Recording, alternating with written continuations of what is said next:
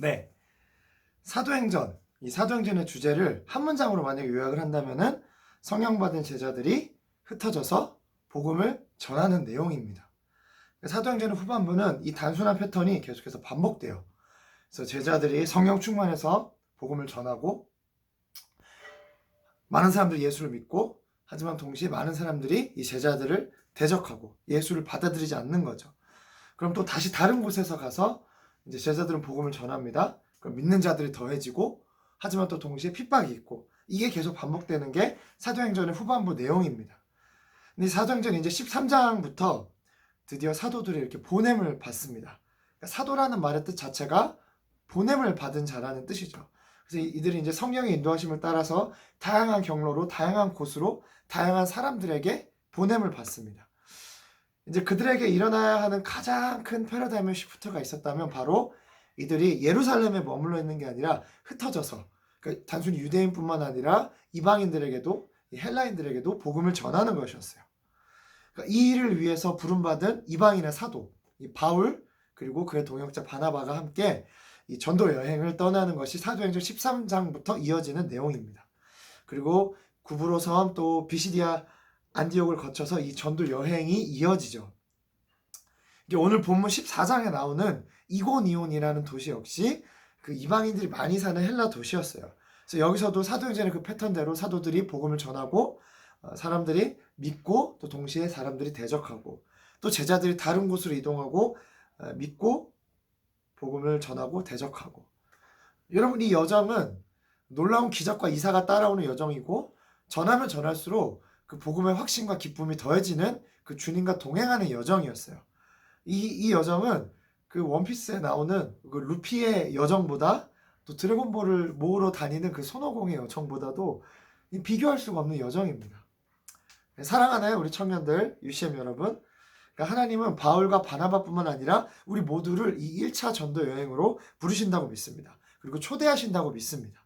그러니까 하나님이 보내신 어딘가로 흩어져서 복음을 전하는 여정으로, 그러니까 여러분이 보냄을 받은 그곳, 여러분이 복음을 나눠야 할 곳, 그곳이 어디일까요? 여러분의 그 구브로 섬으로, 안디옥으로, 이고니온으로, 루스드라로, 여러분이 그 보냄을 받은 그곳으로, 여러분의 그 유대인의 회당으로 하나님이 여러분을 부르시는 거예요. 학교로, 또 여러분이 알바하는 곳일 수도 있고, 또 주변의 친구들, 혹은 가정일 수도 있습니다. 어쩌면 최근에 여러분을 이렇게 이끄시고 인도하신 그 어느 장소, 어느 모임일 수도 있어요. 어쩌면 우리의 생각을 깨고 한 발 이렇게 발을 내딛어야 되는 그곳일 수도 있습니다. 여러분, 우리가 사도행전을 어떤 생각을 가지고 읽어야 할까요? 그냥 그땐 그랬구나. 사도행전 시대에는 복음을 전파하니까 뭐 기적과 이사가 따랐어. 하나님의 역사가 나타났어. 단순히 그냥 은혜 받기 위해서? 절대 그렇지 않습니다. 사도행전에 쓰여진 목적은 우리 한 가지 메시지를 주는 거예요. 바로 너희의 삶이 이와 같은 뉴 노멀이 될 것이다. 아멘. 그리고 이보다 더 큰 일들이 너희 삶 가운데 일어날 거라는 거예요.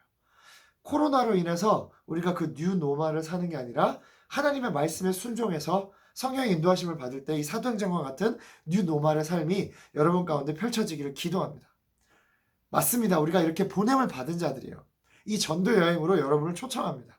바울이 그랬던 것처럼, 바나바가 그랬던 것처럼 우리가 주님의 음성에 귀를 기울이고 나아갈 때 주님이 어디로 가야 할지 보여주실 줄 믿습니다. 여러분 기억하십시오. 여러분을 보내신 그 이고니온, 루스드라에서 하나님의 은혜의 복음을 나눌 때에 반드시 하나님이 역사하실 것입니다. 저도 오늘 이 말씀을 가지고 기도하는데 하나님이 좀 보여주셨던 게 있었어요. 좀 내가 복음을 전해야 할 어떤 친구를 떠올려 주셨고, 제가 그 말씀에 순종해서 저도 그 친구를 만나려고 하고 복음을 전하기로 마음을 먹었습니다. 여러분, 그 복음을 전하라는 하나님의 말씀에 순종할 때에 어떤 일들이 일어나는지 아십니까? 이 말씀만 읽고 마치려고 해요. 세 번역인데 사도행전 14장 오늘 본문 3절입니다. 두 사도는 오랫동안 거기 머물면서 주님을 의지하여 담대하게 말하였다. 그러니까 주님께서 그들의 손으로 표징과 놀라운 일들을 행하게 하시며 이 전한 은혜의 말씀을 확증하여 주셨다는 거예요. 아멘. 그러니까 우리가 주님을 의지하여서 담대히 복음을 나눌 때 주님께서 주님의 손으로 놀라운 일들이 일어나게 하신다는 거예요. 우리의 손을 통해서 그 주님께서 우리가 전하는 은혜의 말씀을 확증시켜 주신다는 것입니다. 내가 하는 게 아니고요. 우리는 순종해서 따라가기만 하면 주님이 그 일들을 행하신다는 것이에요. 그럼 우리가 해야 할 것은 무엇입니까? 단순히 그 말씀을 듣고 순종하는 거예요. 여러분을 보내신 그 이고니온이 있을 거라고 믿습니다.